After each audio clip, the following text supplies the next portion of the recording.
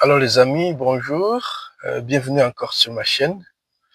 Aujourd'hui, je vais parler sur un sujet un peu difficile en fait, parce que c'est un sujet qui va énerver beaucoup de gens parmi vous, parmi nous. Le sujet sur le divorce et le mariage à l'Occident. Il y a donc une différence de culture entre l'Afrique et l'Occident en ce qui concerne le mariage et les relations familiales, je veux dire. Vous voyez, en Afrique, pour la grande majorité des couples, l'homme est le maître du foyer. C'est lui qui organise tout, c'est lui qui prend les grandes décisions. Euh, Souvent, c'est lui qui travaille et la mère ne travaille pas, elle s'occupe des enfants. Ou il travaille, mais il ne gagne pas assez d'argent, pas autant que son mari. Pour la plupart des cas, je sais qu'il y a des exceptions, bien sûr. Il y a des femmes en Afrique qui travaillent. Il y a des femmes en Afrique qui ont des entreprises, qui font beaucoup d'argent.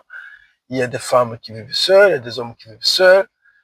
Et alors, ça c'est différent. Mais en général, pour la plupart des pays africains, l'organisation est telle que l'homme est en charge des finances surtout, mais aussi des décisions majeures.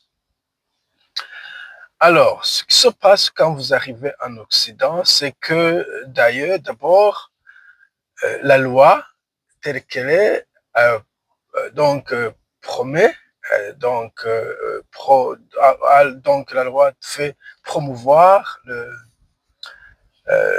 beaucoup de philosophie. Je ne veux pas parler du nom de ce mouvement puisque je crois que YouTube va être très sérieux si je fais ça. Mais en fait, on a pris l'émancipation de la femme un peu trop loin, ou plutôt quelques gens prennent ça trop loin. Vous allez entendre de 50%, 50%, c'est dire que pour toute chose, vous divisez au milieu, 50%, 50%. Mais aussi, nos économies noires ne nous permettent pas ça parce que d'abord, si vous dites 50%, c'est que la femme doit travailler 50% et l'homme 50%. Et en réalité, en Afrique, la plupart du temps, lorsque vous allez à l'Occident, peut-être l'un d'entre vous peut avoir un boulot, l'autre n'en a pas. Alors, le 50% n'est pas facile parce que si je travaille, je peux avoir 50% de mes loyers. Mais si vous ne travaillez pas, il n'y a pas lieu de ça. Il y a aussi peut-être les hommes qui expectent, qui entendent à ce que leur femme les respecte, et les femmes qui comprennent que non, maintenant nous sommes à l'Occident, je ne veux pas te respecter, nous sommes tous égaux, vous ne devrez pas être respectés comme c'était en Afrique, et nous ne sommes plus en Afrique. Et il y a ce conflit-là qui endommage les relations. Souvent, on vit dans cette logique de conflit, de querelles perpétuelles, de non-respect mutuel, etc., où ça finit par une séparation ou un divorce, n'importe quoi. Ce qui cause des problèmes parmi nos familles.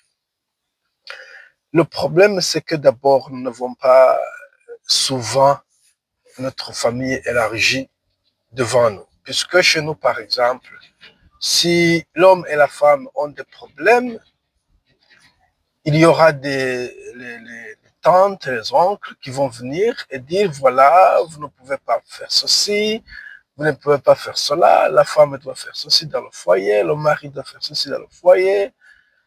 Et il y a cette pression de la famille, mais aussi des conseils comme quoi il ne faut pas se séparer, il ne faut pas se quereller. Et souvent, lorsque vous vous mariez jeune, par exemple, vous n'avez pas d'expérience, alors les vieux du village, les vieilles du village vont vous donner des conseils et vous aider à relaxer, à ne pas être très déprimé, mais aussi à ne pas détruire votre famille.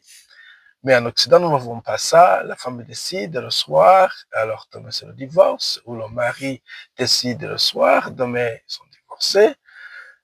Et il y a ici des organisations dites de non gouvernementales ou de volontariat ou n'importe quoi. Mais ces organisations, en fait, vivent des problèmes sociaux, il faut que je le dise. Donc, s'il y a une femme qui se sépare, il y a un boulot pour eux, counseling, il y a des choses, les avocats, beaucoup de choses. Quand il y a un problème, c'est là où ils voient leur boulot progresser. Alors, ils vont encourager plutôt la séparation que la réconciliation. Alors, vous êtes seul et d'un coup, vous êtes dans une situation très précaire et surtout, on n'a pas de famille, comme je le disais. Par exemple, si vous avez des enfants, où est-ce qu'ils vont aller? Vous avez soudainement un problème d'être un parent seul, sans personne pour vous aider. Et en fin de compte, les enfants ne vont pas avoir un meilleur futur. Du côté des finances, c'est la même chose. Quand vous travaillez à deux, vous payez à deux loyers. Si vous allez à la banque pour chercher de l'argent pour acheter une maison, c'est facile si vous avez deux salaires plutôt qu'un salaire.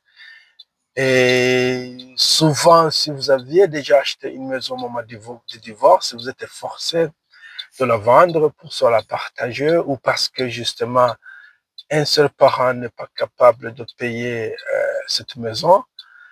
Et soudainement, vous êtes revenu à la case zéro. Là, vous avez commencé parce que vous avez migré. Et il y a toutes sortes de problèmes. J'ai vu des gens aller dans les tribunaux du jour au jour, juste gaspiller leur temps et l'argent avec les avocats, des ennemis familiales, même la famille ou les amis que vous aviez auparavant vont être un peu divisés en deux, toutes sortes de problèmes. Et lorsque on parle des choses qui nous font pauvres, souvent on ne mentionne pas, mais croyez-moi, lorsque vous divorcez, c'est que donc vous avez toqué automatiquement à la porte de la pauvreté. Je vais dire surtout si vous êtes une femme, puisque les hommes souffrent aussi, et je ne peux pas parler des femmes parce que je ne suis pas une femme, mais je crois qu'en fait, les femmes auront beaucoup plus à souffrir que les hommes, puisque naturellement, elles vont s'occuper de leurs enfants, ce qui veut dire qu'elles ne peuvent pas travailler, et quand bien même il y a des aides financières du gouvernement, c'est pas donc suffisant pour mener une vie meilleure, quoi. Vous ne voyez pas, vous n'allez pas voir quelqu'un sur ses bénéfices qui vont, par exemple, se promener pour les loisirs. C'est juste suffisant pour payer le loyer et pour payer à manger.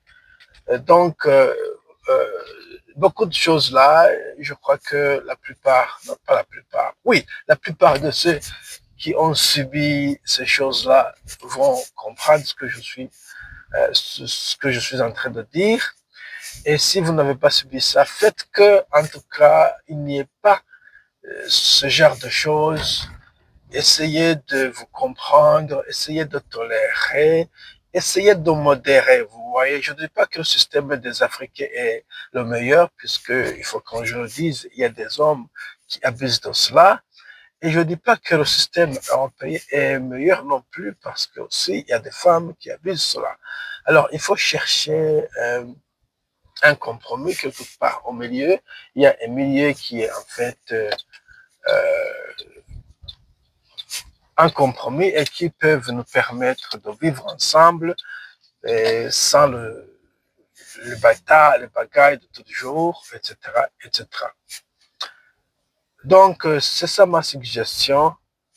Euh, Bien sûr, il y a des cas où c'est inévitable, lorsqu'il y a par exemple des abus physiques, souvent c'est inévitable. Ce que je crois que les hommes ne font plus en Occident, puisque la punition est grande si vous êtes en train d'abuser votre femme ou vos enfants physiquement.